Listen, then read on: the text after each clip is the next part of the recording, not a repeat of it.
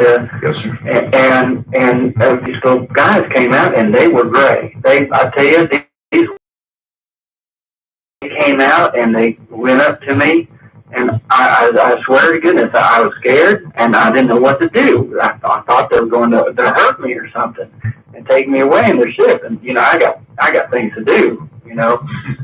So anyway, there they were, and they were pointing at me, and they're talking amongst themselves in kind of a threatening manner, and I didn't know what to do. I didn't have my shotgun with me, so I just pulled out. I had some pepper spray, and they got them big old eyes. You pepper sprayed Grays? Yeah, they didn't like that one. Oh, I'm sure with those big eyes, my God, man. And so what happened when you hit them with pepper spray? What happened? Well, I said they start hopping around. They don't have no eyelids. They were hopping around. Oh, that's right, no eyelids. Oh, my God. They were mad at me, I tell you. And one of them that I didn't get real good, yeah, he pointed his finger at me. Yeah, I think he had something in his hand or something. But then I couldn't move. And he obviously paralyzed you. I tell you, and then they brought me in there. All those stories about those anal probes, those are true. They really got me good. Well, and my dog was in the house. He was hearing on and everything. Yeah. They even anal probed him. I tell you. Oh my God! Even your dog. All right. Well, I'm sorry to hear it. I hope life is better to you as the years roll by. I appreciate the call.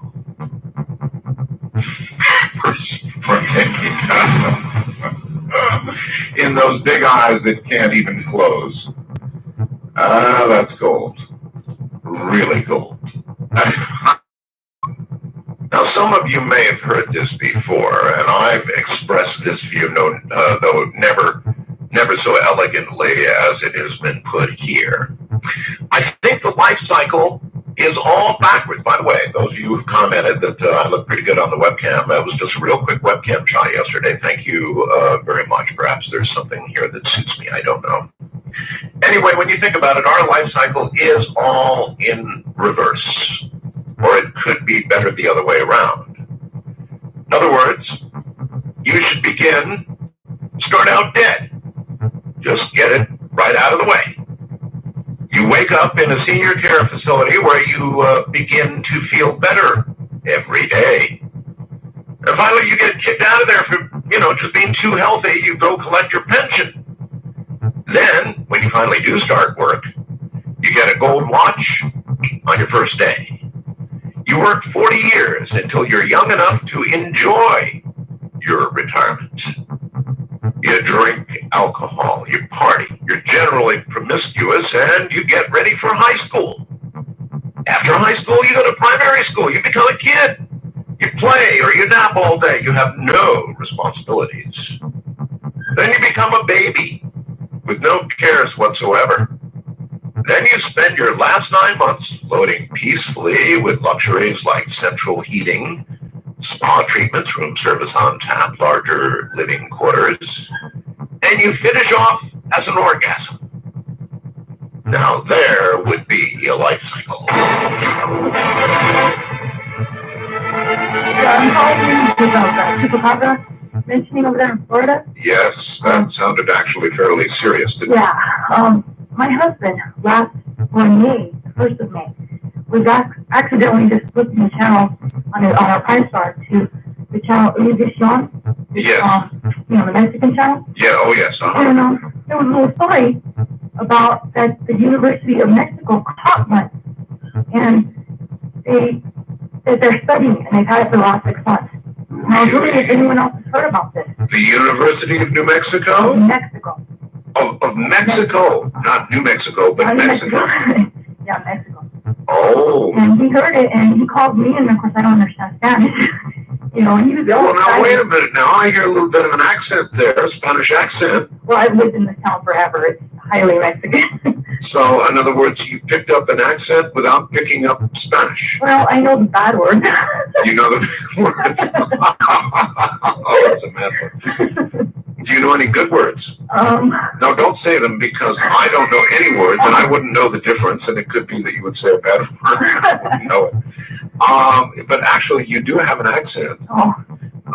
That's very interesting, and it's just from being so close to so many, huh? Yeah, I grew up here. Let me hear you say Chupacabra. Chupacabra. Oh, you've got it down. I'll tell you something. The people of Mexico, we can sit up here and chuckle about it, but they don't laugh down there. No. This is a very, very serious, the American people have no idea how serious a topic this is in Mexico. Mm-hmm. And that's because there's been really a lot going on. We've only had a small taste of it here compared to what they've had. Yeah. And so if the University of Mexico has one, how do I find out about it? I don't know. I mean, it's like, I'm sure I couldn't call them up and ask them, could I? It was a news item, and the point of the news item was painted in the fact of letting people calm down, and the fact that they did have a specimen that supposedly came actually from the States, that it was illegal that caught it, and they had it literally on the truck shipped back with them, and they took it over to the University of Mexico, and it was sort of like, calm down, we have one, we're studying it now. And that was it. Calm down? Yeah, that was. I mean, now, if they, that's not going to calm down people at all. I know, it made us upset. No, they have it and they're not showing us the information. Well, that verifies its existence. Exactly. So how do you feel when you're walking down a dark street at night? Exactly. Not as good as you did before that story. Yeah, it's true. And we're like about 80, 90 miles from the border. And even over here, everybody talks, about it. We've actually had a fight. Really? Yeah, my cousin actually. And he didn't know what it was. And he described it to me, and I was like, how did he might have seen one. How did he describe it? Well, at first he goes, did you see that? And we were going by in the car, and it was about 3 a.m. Uh-huh. And I said, what are you talking about? He goes, it looks like a huge rabbit. And I go, well, like, how huge? He goes, like 4 feet tall. Now, sounds like the one Jimmy Carter had killed. Yeah, I remember that. And I go, well, what else did it look like? He said it had like cat eyes. Oh. And that's what scared me. Were the eyes red? Yes, so they reflected. They were red? Yes. And that's what scared me. And I was like, oh my gosh. Red is bad. I know. Well, then of course later, that was in April. And then my husband saw that show. It was a news clip on Univision. Wow. That was scary. Well, look, I appreciate your call. When I was young, I lived in El Paso, Texas, and my street had a 4-way stoplight down at the corner, and at that 4-way stoplight was a road that went up a hill to a rock quarry, and at that rock quarry, very large trucks weighing several tons used to be full of gravel coming down there. Sure. And so I was about 16 years old, and I had been driving for a little while, but not too long. And one afternoon, I was at the stoplight. The light was red, and the light changed to green, and I stepped on the accelerator. I went to step on the accelerator, and I felt a hand come out from underneath my seat and grabbed my ankle and stopped me. I mean, it was so strong. You mean it stopped your foot from It going stopped to the... my foot from hitting that accelerator. And you know what? 2 seconds later, a large gravel truck full of weighing tons, whose brakes had gone out, went right through that red light. Oh, good Lord. And, I'm telling you, I'm 16 years old. I never thought much about spiritual things or anything like that, Didn't necessarily believe in anything, ghosts, or anything like that. How old are you now? Well, I'm 59 right now. 59. That's a long time ago. Yeah. When you think back to that, is it clear? It's very clear. It's very clear that this was a protection. It was a materialization of a spirit. It was so strong that I immediately put the car in park, and I expected to see someone in the back seat. Yeah. There were hands reaching underneath the driver's seat. Wow. Wow. It was that strong. And I tell you what, I believe that was a guardian of destiny for my life. And I have no problem believing in the materialization of spirits. Believe me. Must be you're here for some special reason. Yeah. I think I should find out what it is before I die.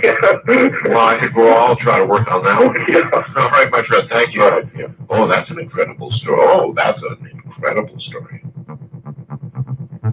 You know, now that I think back on it, and I know there'll be a million 16-year-olds who will hate my guts for this, but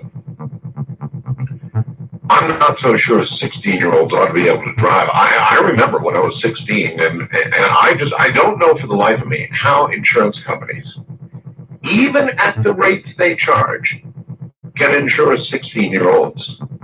I mean, there's no absolute in this world, of course, but as a general rule, 16-year-olds, I don't know, they just, you know, when you give them that license, you're counting down the seconds until the first car wreck. And there's going to be a first car wreck, almost inevitably. There's going to be a car wreck, usually not life-threatening, but generally pretty metal twisting, and it's just going to happen. That's all there is to it. They don't think to look both ways. There is some maturity that, of course, maybe everybody just has to go through that to eventually get to be a good driver. I don't know. I just know that I remember myself at 16, and if I was an insurance company, I'd say, hey, forget it. You know, we'll insure the older ones. Western Rockies, you're on the air. Hello. This New York? That's you, sir. Good to talk to you again. Thank you. Where are you? Los Angeles area. LA, okay. Yes, sir. As I told you when you pick up the phone, I have part of an exorcism about 2 minutes.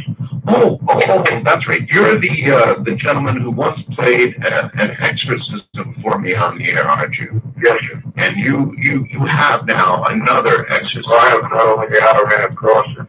Now, well, there's nothing that you're in what you're about to play that I cannot air, is there? Oh, sir. This is a real exorcism. Yes, it is.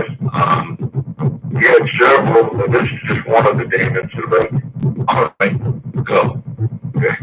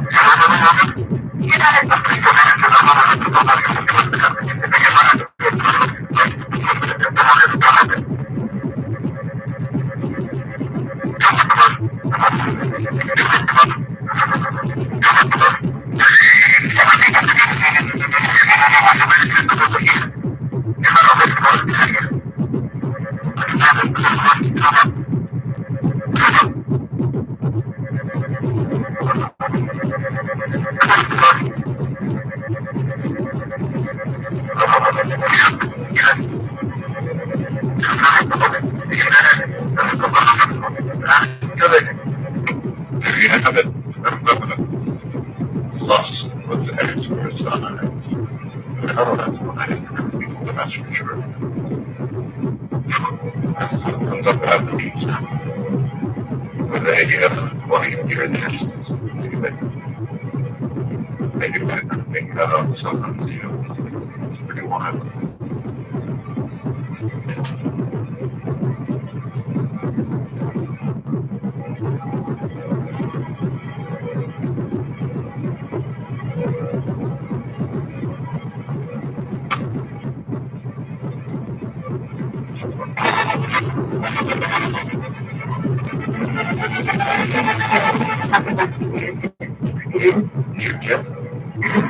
Where are you?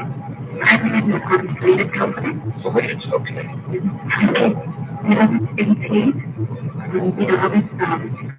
Experimenting, I did it, I never tried any kind of just anything. Yes. But I think I just get sick off in a minute, and I thought that it was like as it was regular cigar. So I didn't do back in the house and I smoked it for a couple of minutes. You smoked the cigar? Yeah, cigar, and then after I just got it, I just smoked it, it's like, next thing you know, I went in my house and my family was there and we were watching television. All of a sudden, just something started happening to me. I became really scared. I could see myself, really looking at myself like a mirror, and I was, it seemed like I was, and I was a really small person myself, how I look, but I was a small person looking at myself, and I was really scared because I could see myself and I could see, I could see myself really small. And I never seen that, and I was really scared. So I just started, shaking, and then my family put advice on me. I said, I don't want to be in the dark, I'm really scared. There's just blanket over me, and they didn't know what was going on, right? And so my family called the ambulance, and I went in the ambulance to the hospital, and I didn't know what was going on with me. And so I was in the hospital the next day, and they have to take this, and you don't want to speak to God, you don't know what's going on with your death. But it happened to you, and I told them that I had to take it. You had stroke? Yeah, and I had to take this good week, and I didn't know. Did you know what it was? I found it in school, and I just, I just wanted to try to speak to them, instead of just getting along, they said, maybe 16-year-olds shouldn't try, and even 18-year-olds, I don't know. I mean, you find this bag with a cigar, so you can smoke it up. Yeah, they told me next time we started something like this, you might not naked, so we suggested, trying to more flex and all. I would imagine that would be. We were very lucky that you read it, you almost died. Well, I just wanted to recall that I really could see myself in it. It's like myself, but really a small person that's in the air, and you're looking at it. it sounds a lot like you like the near-death experiences that have been described by so many others.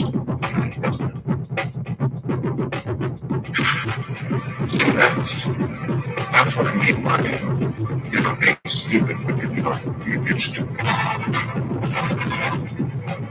He's talking. Yo, quickening dude. Yeah, quickening dude, right here. Dr. Strange Groove from the WABC listening area. 77. Yo, yes. You gave the sign, I think, for the end of time tonight. Do you know what it is? No. It's the comment you just mentioned. I've been sitting here waiting for this comment for a year straight. Well, how do you know this is the one, though?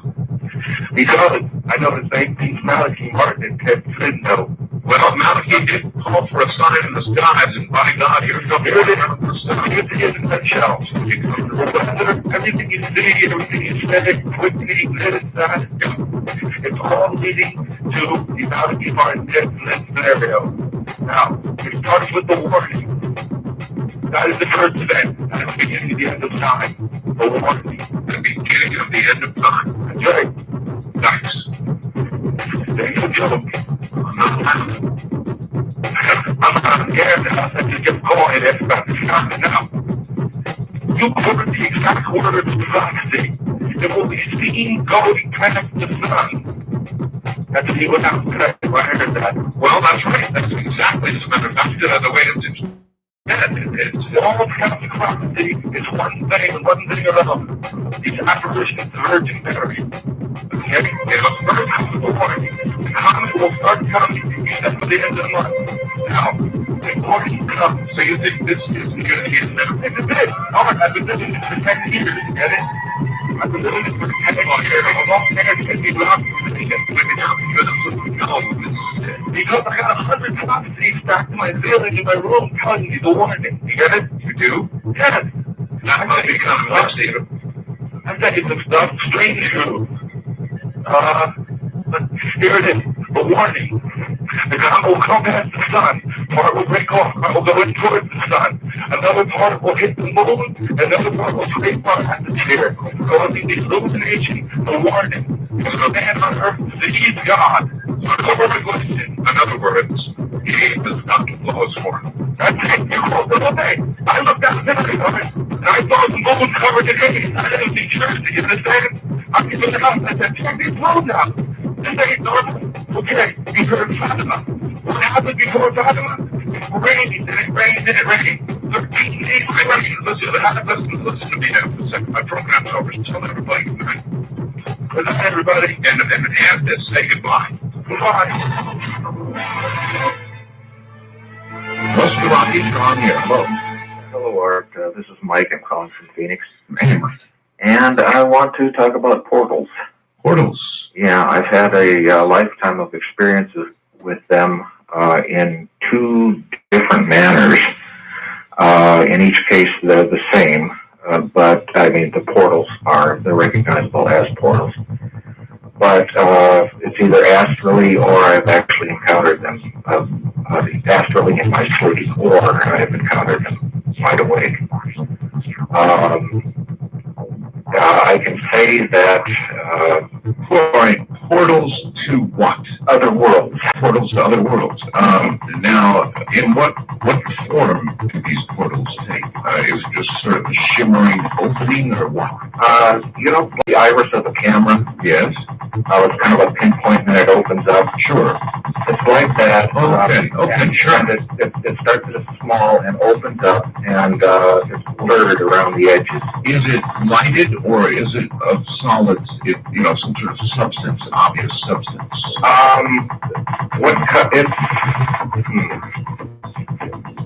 Let's just say that there's this world, and then you're looking through an opening into another three-dimensional, very real, solid world. I mean, just it's like you're looking through a window. And I know other people have experienced these. So you've only seen them, or have you ever tried to step into one? I've traveled astrally through them. I can tell you that Carlos Castaneda's books, because of descriptions of other worlds in those books that the Toltecs talk about. One of them, for example, is called the Yellow World. I had been traveling through that astrally, and I'd fall asleep, it would open up and travel with my astral body. Found the Yellow World in numerous times. The Yellow World is basically called that because it's nothing but yellow sand, dunes, and yellow sky. Boring place to walk around in. Not a lot going on, just a whole bunch of sand and sky. Right, but the Toltecs say that you basically have to cross that to get into other worlds. So, anyway, another one is another actually boring place. There's really nothing going on there. It's a dark world. It's kind of like imagine yourself being on a planetoid, not a rock in space, not well lit, just enough light to be able to see anything. But and the thing is, it has a time effect that's different from our time. A day without sunshine, sir, is like night. Exactly. Another world I saw, and this was a sighting when I was awake. It opened up in my room. The other side was green grass. That sounds friendlier right away. Oh, it's a beautiful place. Green grass, like a lawn. Kind of a sloping hill sloping up to the top of this rise with a grove of beautiful trees. Do you think these roads really exist? Well, I've seen them. I mean, I can't deny them. I've experienced them. You had a caller a number of years ago who said, and because of time constraints, you couldn't let her get into it, who said that she experienced portals and you'd be surprised as to the kinds of things that can be seen through them or that could pass through them. And furthermore, there was a case where, and I had friends who actually invited me over to their apartment, third floor apartment, that had a portal in their closet, and there was something that came through. And it was solid enough to touch me in the ribs. It was like this big friendly dog. It wasn't a ghost. Oh, And I don't know that I would like that at all. I always, I appreciate the dog. I always had a dark fear of my closet anyway. I knew damn well there was a portal or something in there. Every now and then, I still close closets. Don't like closets closed.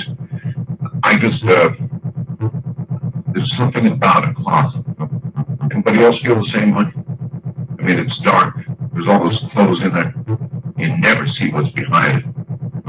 Those homes there, right? Moving around behind the clothes. You're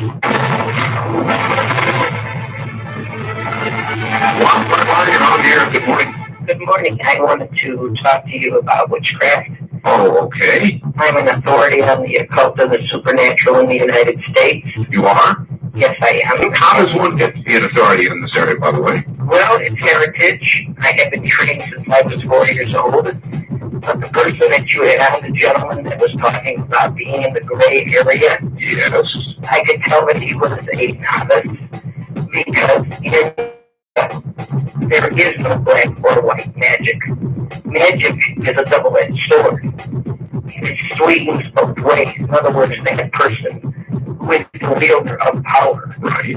is the person who will decide whether it is black or white. When you have knowledge, you have the capability of doing either. You sound like the real thing. I am the real thing. How old are you? I'm in my 40s. I have lectured all over the United States. Have you? I have founded the International Psychic Center in 1972.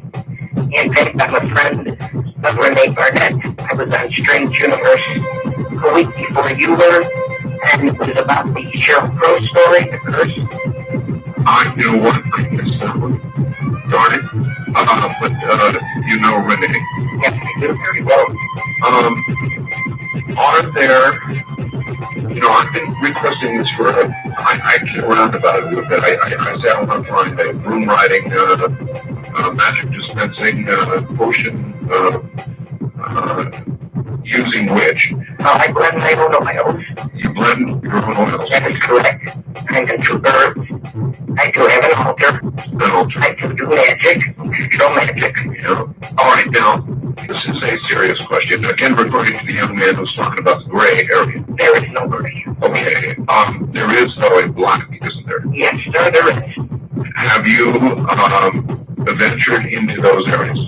Yes, I am a warrior for the occult. In other words, people who have had a curse placed upon them. Yes. And I don't care what the sect may be, Coptic, Iambic, Saxon, Gardnerian, Santeria, Haitian, South American, Jamaican Voodoo.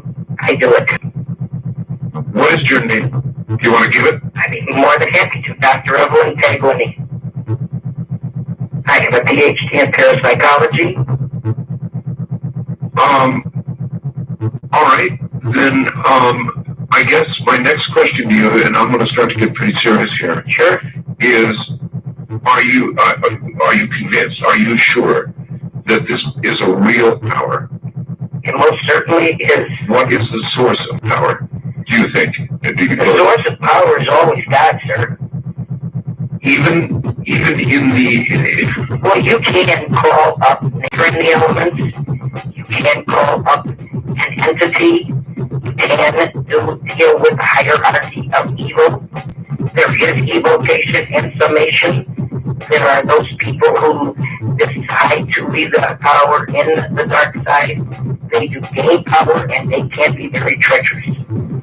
Is it true or not? It's said that if you do an evil thing to somebody, that it will come back. Is that Tenfold, normally, yes. normally? Yes. Are there exceptions? That's There what. can be. Very few, there can be. Is there a kind of a cosmic justice? In other words, if you are doing something on the dark side which will harm somebody, and you are doing it to achieve justice or some kind of balance, is that what you're referring to when you say there can be an exception? There can be an exception. It is rare. It is very rare. It's a case by case. And the ultimate decision would be God's if you were justified or not. So you did not pay it karmically in this time. You can bet you will in the next. Are there many people that have come to you that have had curses placed on them? Yes, sir. Now, I want to discuss the nature of a curse a little bit. There are those who say that you can only be cursed if you believe that a curse will work. In other words, if I say this is all Boulder Dash and you're full of it, and there's no way anybody can put a curse on me, and I firmly believe that, then I cannot be cursed. Is that true, or is a curse a real thing that can occur to you whether or not you believe in it? If the practitioner is that good, you can be 1,000 miles away or 10,000 miles away. You can believe it or not believe it, and it will reach you. It depends on their power and how they can concentrate it as a laser beam and send it to you. A curse is usually acquired because somebody is either seeking revenge, yes, or is envious of you, and wishes you ill will. I'll tell you what I'm going to do. I've got a break coming up here at the bottom of the hour. Yes, sir. And I would like to hold you over, and I would be willing to call you back on my nickel if you want to give me your number during the break. Certainly. Now, we go back to Dr. Evelyn Edlini. I hope I did that right, Evelyn. Yes, you did. Good. You are a self-described, you don't really use the word witch. No, I am not. I'm an authority on the occult and the supernatural in the United States. I'm a practicing metaphysician. All right. I am going to broach kind of a sensitive area for me, and I may have to blank out or answer. I really don't know. But there is something that's been very seriously going on in my life. You've been listening for a period of time, you probably know I've made mention of it. Is there any way... Yes, I can help.